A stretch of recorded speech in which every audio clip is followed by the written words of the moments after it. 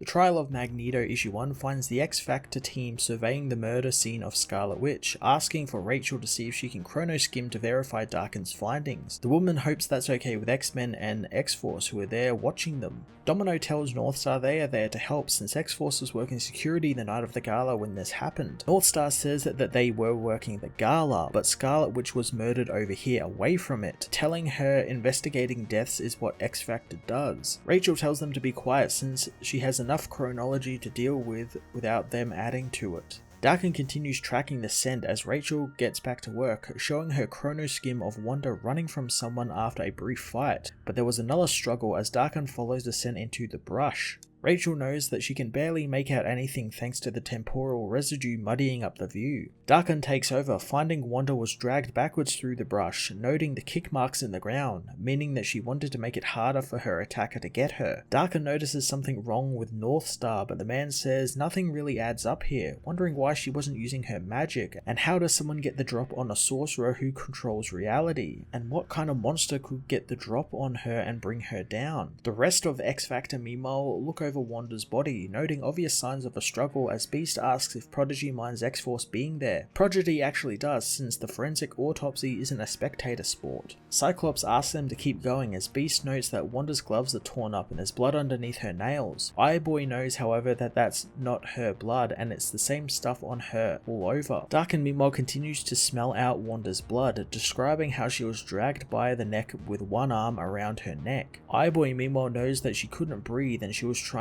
so hard to stop someone strangling her. Prodigy says that she was using so much force that the nails on her hand began coming up out of their beds, covering her hands in blood. Eyeboy knows that she was clawing at the weapon, not the murderer themselves, since there's no biological trace that isn't hers. Logan asks his son if he's missing something as Rachel knows that Wanda's hands were bound behind her back by something not organic, so it's either magic or, as Polaris knows, metallic. Northstar knows that explains why she wasn't using her magic, but how could someone get close to her? Darkin says that it was someone that she knew, someone close to her. Rachel knows it could probably be Magneto, as Prodigy's team meanwhile x-rays her body, finding fractures in her wrists and soft tissue damage. The report says her death happened at 2:56 AM and that they determined that her death was strangulation by means of supernatural magnetization. Polaris asks the team for a head start as at the Grove, a very angry Magneto tosses his chair away, told by Exodus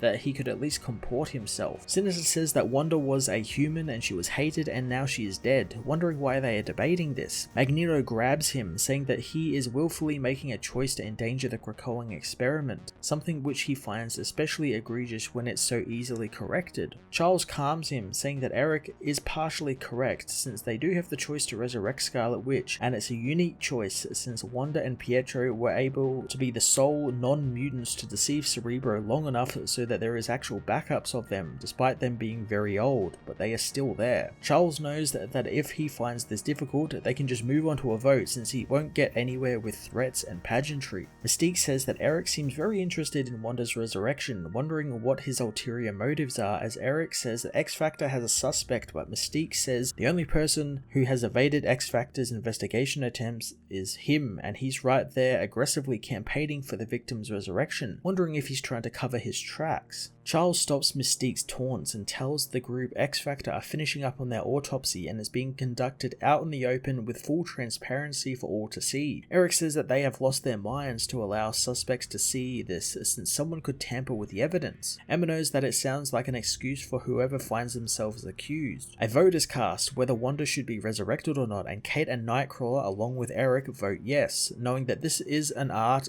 and resurrection is sacred, but they have no right to deny resurrection privileges for someone when they have the means of providing it. Everyone else, however, votes no, so Charles knows it's settled, with Wanda's friends, the Avengers, to be notified of her death and told that they are seeking out the appropriate justice. He apologizes to Eric, but Eric knows that he can resurrect her and he can refuse the vote since that all of a sudden are choosing to honor the same human limitations they have said they have long since abandoned. He uses his powers to begin crushing Cerebro onto Xavier's head as Nightcrawler stops him. Kate tells him to stand down as she phases her hand through his head, threatening to kill him. Eric stops as Xavier removes his helmet, gasping for air as Eric says that this is a choice they are all making and it's the wrong one. Xavier says that it's their mistake to make and this behavior is beneath him as Storm says he forgets himself. Mystique says that he's so accustomed to beating his way towards whatever he wants and he's lost sight of the fact that they will not be bullied. Magneto knows that bully is just another human concept,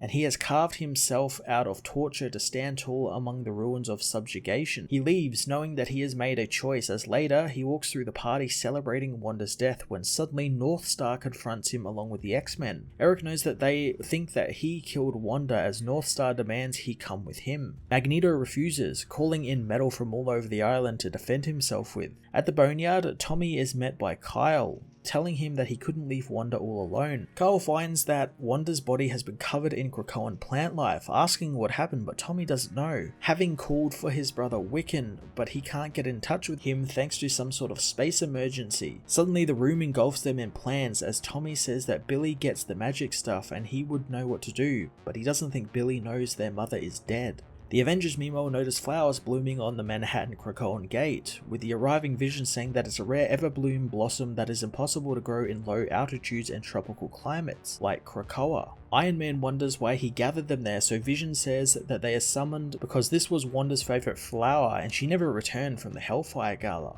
Xavier comes through the gate saying what he has to tell them and that he wanted to do it in person, telling them of the death of Scarlet Witch. Wolverine meanwhile attacks Magneto with Logan, who easily stops their adamantium-infused bodies, saying they never learn. Logan says that he never cared what the man did to him, but the others sure do. On the other hand, as Darkin stabs Eric from behind, saying he's got no adamantium for him to manipulate. Magneto merely throws shards of metal into Darkin's back, pulling him from him and throwing him to the ground as Magneto finds someone trying to use his own powers against him, thinking that it's Synch. He demands the mutant show himself as everyone takes cover from the shrapnel he fires down on them. Eric demands the man who is borrowing his powers show himself, but soon he finds it's not Synch at all, it's Polaris. Eric demands his daughter cease her foolishness, but Polaris wonders if that's what he told Wanda, but Eric says that she once asked him how he would describe his personality and assumed he had no answer when he didn't say anything, but Eric now knows he believes that was an error on his part to spare her feelings at the cost of her grasp on reality. He knows if she asked him again, he would tell her the truth that she lacks an understanding of. Polaris is hit by a piece of metal as the X-Men assemble around her. Polaris wonders how many women this is now he's claimed to love who have all perished by his doing, knowing he leaves a trail of dead wives and daughters behind him. The team attack as Polaris says that he tried to break her as well and rearrange the pieces into a perfect daughter, but he failed and his efforts backfired and made Polaris stronger. She wonders if that's what's happened to Wanda and his plans for her failed again, so he killed her to clean up the mess. Cyclops blasts Eric, but he disappears, leaving only his helmet on the ground as Eric is taken away by Quicksilver, who beats his former father around before Northstar stops him. Pietro says that he always knew it would be Eric who killed Wanda, just like how he always talked about. Jean and Rachel meanwhile get into Eric's unprotected mind and keep him knocked out as Northstar rockets Quicksilver into the sky. Pietro says that his sister was just unwell, not broken like Eric thought, and she just needed some help. Northstar says that it was his job to protect her and others, and he failed. The unconscious Magneto is taken to the healing gardens where Jean says that Elixir can awaken Eric when X-Factor returned for questioning. Logan knows that Quicksilver almost killed him, but it's lucky Northstar intervened. Logan asks if Jean can get a look inside his mind to see him doing the crime, but Jean knows that depends on what his subconscious is up to, since right now the forefront of his mind is a lawless place, so she needs Emma's help,